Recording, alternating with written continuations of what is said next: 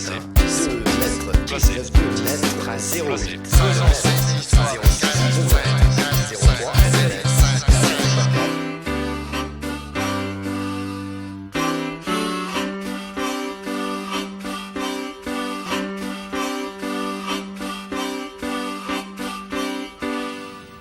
J'aimerais indiquer en tout cas quelques tendances que l'on peut percevoir dans ce domaine de modélisation et de simulation et d'interaction avec les mathématiques.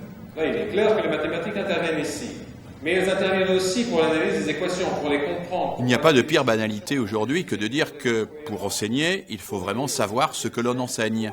Il faut passer des tas de concours, l'agrégation, le CAPES, et puis plus on est savant, plus on peut enseigner dans les grandes classes.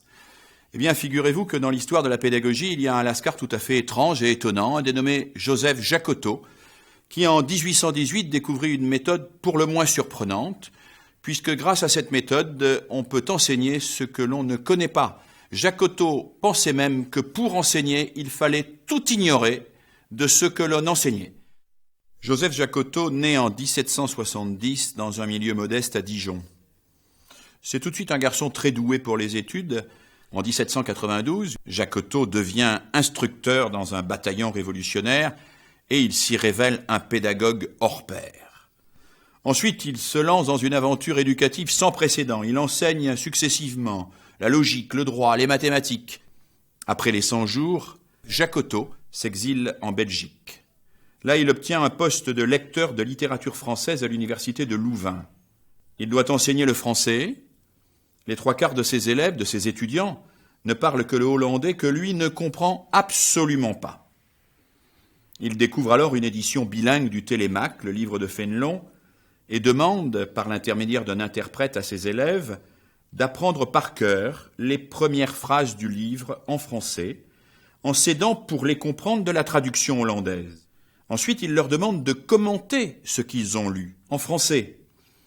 Là où Jacotot s'attendait à des barbarismes épouvantables, il trouve des élèves qui manient une langue riche, structurée et pratiquement sans faute. Ils ont appris le français sans s'en rendre compte et sans que personne ne le leur enseigne. Jacotot en conclut que les maîtres explicateurs ne sont pas les seuls possibles. Il pense même, peut-être, parce qu'il a quelques tendances anarchistes, que les maîtres explicateurs sont des maîtres un peu abrutisseurs. Et c'est le déclic. Jacotot s'imagine qu'au fond, enseigner, ça n'est pas expliquer. Enseigner, c'est mettre les autres en position d'apprendre eux-mêmes. Convaincre, c'est le contraire de vaincre, pour toi. Ce que Jacotot a tenté et explicité, eh bien c'est quelque chose qui n'entre pas dans les préoccupations de l'école à l'heure actuelle, qui est plutôt à vouloir peaufiner, rendre encore plus efficace quelque chose qui est de l'ordre de la transmission des savoirs, et que tout ce qui est de l'ordre de la construction des savoirs et du travail sur l'intelligence, même si on a pas mal de discours là-dessus, il y a quand même relativement peu de pratique. Ceux qui étaient restés à Nanterre, comme a dit Junior, ils devaient... Ces enfants-là, ils sont en cycle 3, et ils ont déjà eu des dizaines de fois l'information que dans un livre, dans un documentaire, il y a un sommaire, il y a un index, il y a telle et telle chose.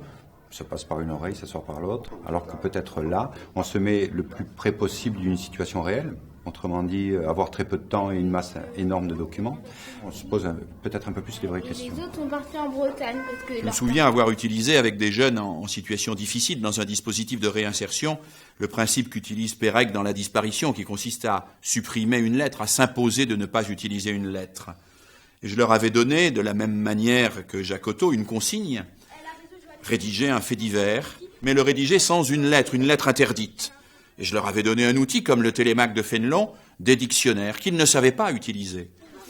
Eh bien voilà des jeunes qui vont être obligés de chercher des mots, de trouver des synonymes, qui vont être obligés d'enrichir leur vocabulaire, chose qu'ils n'auraient jamais faite si je leur avais imposé d'apprendre des listes fastidieuses de vocabulaire, ou si je leur avais dit simplement « exprimez-vous, exprimez-vous ». La personnalité géométrique de la Bretagne serait assez peu distincte. Ça c'est intéressant, mais... Ce qui m'intéresserait, ça serait de savoir si, sur cette fois-ci, on a trouvé des nouvelles manières de trouver. Ou alors est-ce qu'on est toujours resté aussi bête que la première fois qu'on a fait ça ? Tu voulais dire quelque chose, peut-être on l'a pas entendu. Là j'ai tourné, je sais pas. Je tournais. L'objet, le pari, c'était qu'est-ce qu'on apprend sur la Bretagne en Bretagne et qu'est-ce qu'on apprend sur la Bretagne à Nanterre. Sachant que si on est à Nanterre, on a accès à des livres, à des CD-ROM, à des sites internet, à des musées, à des choses comme ça. Quelle est la diversité des apprentissages qui se construisent en fonction des situations dans lesquelles on se trouve. Arrivé sur le lieu de pêche, commence pour les deux bateaux le fastidieux travail du quadrillage de la zone. Les menhirs et le dolmen vont se séparer et finit le gain. C'est le dolmen,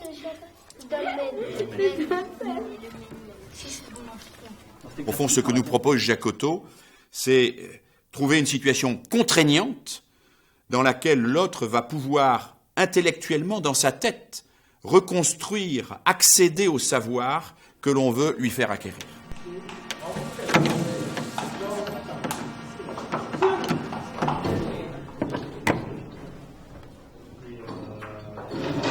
Là, l'idéal, ce serait de le redécouper, puisque là, ça fait combien? Il faut faire un carré. Donc, tu mesures la distance qui est là, et tu la reportes. Et tu la reportes comme ça.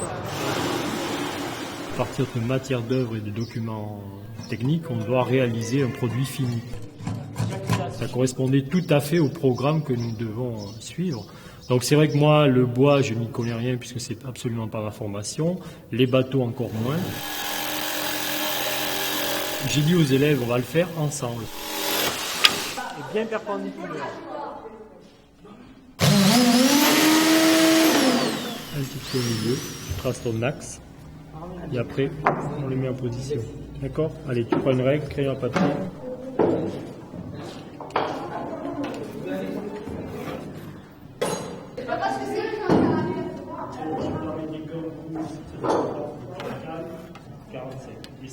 Vu comment on était, on travaillait tous en équipe, je me suis dit ça va marcher. On me disait non, ça va pas marcher. Je me dis si, ça va marcher, on est tous en équipe. Et après, on a travaillé dessus, on a tout fait. On était contents, tout le monde a commencé. Voilà, on commence à venir pendant les vacances et tout. Les élèves d'une classe de 4e SECPA, enseignement adapté, jusque-là ça va, des collèges de Clichy et Jean Zay de Bondy, ont construit un bateau avec 3 autres classes. Je crois qu'il y a ce que le prof a décidé de faire apprendre, entre guillemets, et il y a la manière dont les gamins vont s'approprier le projet et vont se mettre à apprendre par eux-mêmes. Et ça m'échappe. Et je dirais que c'est volontaire, c'est-à-dire que c'est eux qui vont s'approprier des choses. On va tout d'un coup travailler de la grammaire, de la conjugaison, pendant que finalement on n'avait pas du tout l'intention de le faire. On va travailler des maths pendant que c'était pas vraiment le but du jeu. On va travailler la place de tel élève, je veux dire, parce que finalement c'est lui qui va être le meilleur dans cet endroit-là, etc., etc. Et je crois que c'est tout ça qu'on apprend.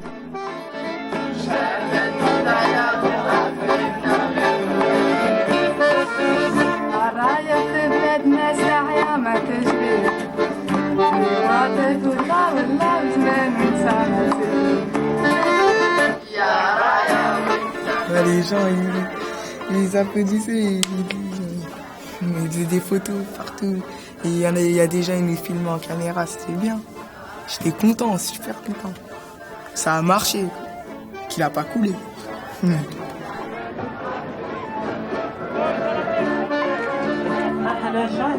ont appris des gestes, ils ont appris des outils, ils ont appris des techniques, ils ont appris plein de choses.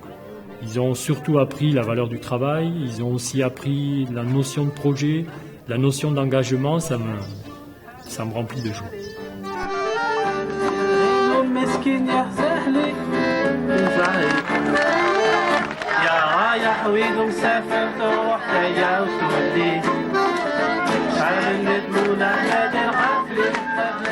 La provocation suprême de Jacotot, pour l'époque et pour nous aujourd'hui, c'est d'affirmer l'égalité radicale des intelligences.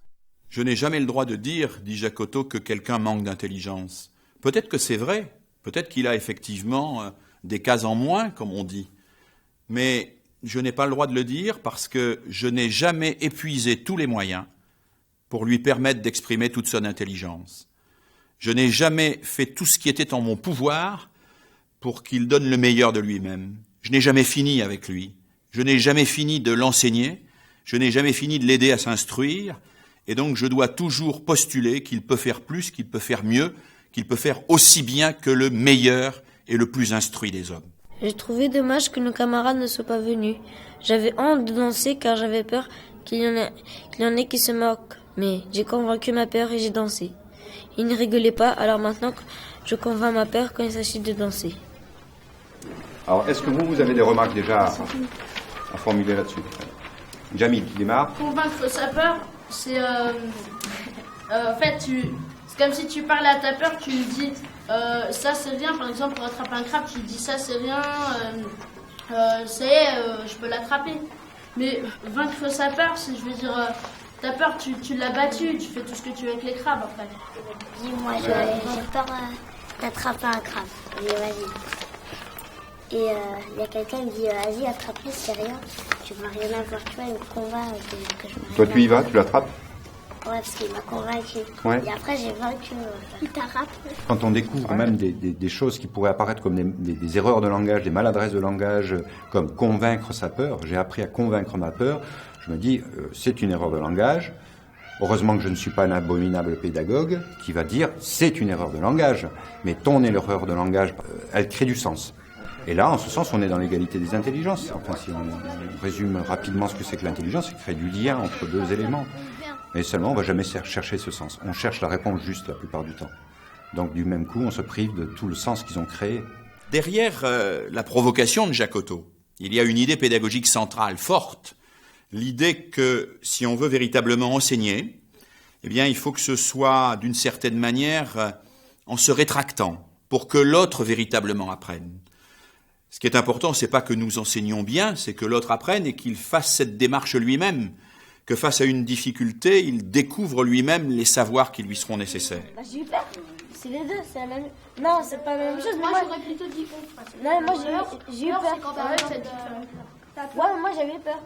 J'ai l'impression que maintenant, je peux me retrouver avec des groupes où je peux les laisser 4 à 5 minutes, moi étant présent et ne disant rien, parce que de toute façon la machine marche. Donc j'ai pas besoin de mettre de l'huile dans les rouages, ça marche. Quand on est dans une classe, le seul qui travaille, c'est l'enseignant, quoi. Ça devrait être l'inverse. Enfin, ceux qui devraient être épuisés, ce seraient les élèves, quoi. C'est pas... Là, on inverse la vapeur. On a des enfants sous régime.